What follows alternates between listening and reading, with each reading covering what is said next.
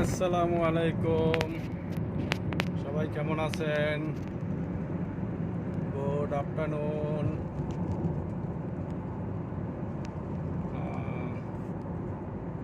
আমি যাইতাছি আমপাং জালান জালান অর্থ রোড।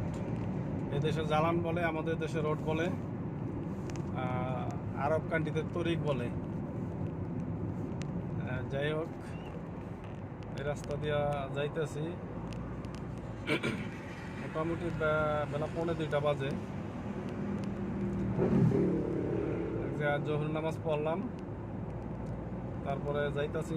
গাড়ি প্রচুর পরিমাণ গাড়ি আছে রোডে। এখনো 1:45 বাজে, তারপর অনেক গাড়ি দেখতেই পাচ্ছেন। কিছুক্ষণ পরে পরে ব্রেক করে অনেক গাড়ি দেখা যাইতেছে।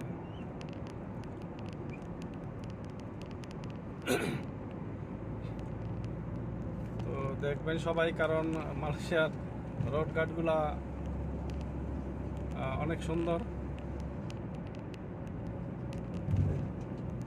আমাদের বাংলাদেশও চেষ্টা করলে হয়, পারে। সরকার কিন্তু ব্যবস্থা করে, সরকার দেয় টাকা পয়সা, বাজেট সরকার দেয়। কিন্তু আমাদের দেশের নীতি নির্ধারক যারা আছে তাদের কারণে, তাদের চাটনির কারণে জায়গায় জায়গায় থেকে আমরা পিছিয়ে যাই। তা না হলে বাংলাদেশ সরকারও অনেক টাকা খরচ করে রোডের জন্য। এই দেশে একটা রাস্তা তৈরি করলে ওইটার টেম্পারমেন্ট চেক করা হইব, কোন পজিশনে আছে,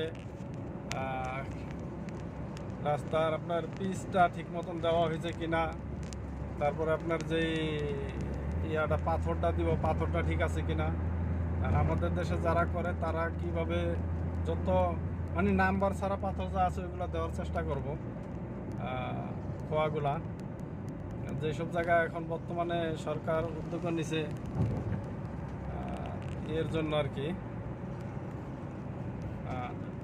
বল, পাথর দিয়ে যে হাইওয়েগুলো করতেছে ওইগুলা মোটামুটি চলে। যাই হোক, তারপরও ওইগুলা যদি চুরিদারি না করে, আমি বললাম না যে কন্ট্রাক্টর চুরি করে। কন্ট্রাক্টর তো বাঁচতে হলে কন্ট্রাক্টর করবে, তার করবে। কিন্তু তার চাইতে বড় ঘুষখোরের কারণে আমাদের দেশে যে খাওয়ানিয়ার কারণেই আমাদের দেশের টাকা, ভাই তোমরা দেশের টাকা কেন বিদেশ পাচার করো?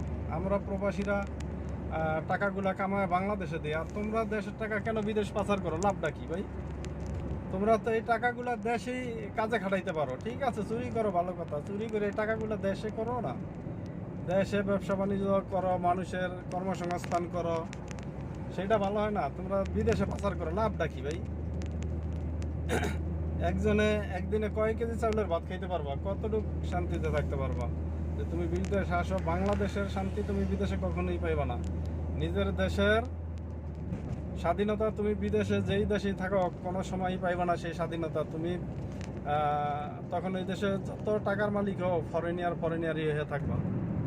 হ্যাঁ, আর আমাদের দেশে আমরা যারা, আমাদের দেশে ফকির যারা, তাদেরও কিন্তু একটা ক্ষমতা আছে যে নিজের দেশে থাকে। তো ভাই, এই টাকা পয়সাগুলা নষ্ট করিয়া, বাংলাদেশের টাকাগুলা পাচার না করিয়া, এই টাকাগুলা দেশেই খাটাইলে দেশের মানুষের কর্মসংস্থান হয়।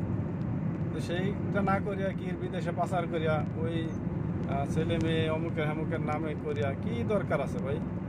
আমরা প্রবাসীরা এত কষ্ট করিয়া টাকা কামাই করিয়া বাংলাদেশে পাঠাই, আর তোমরা এই দেশের বাংলাদেশের টাকাগুলা বিদেশে পাচার করো কেন ভাই? দরকারটা কি?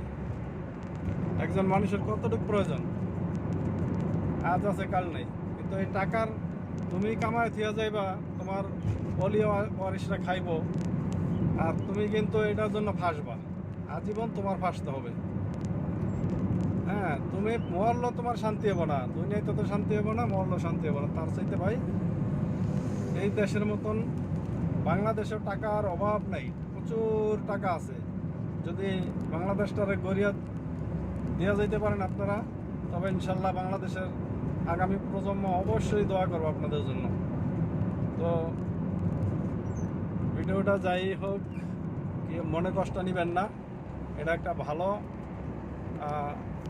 কিছু করার জন্য, উদ্বুদ্ধ করার জন্য বলছি।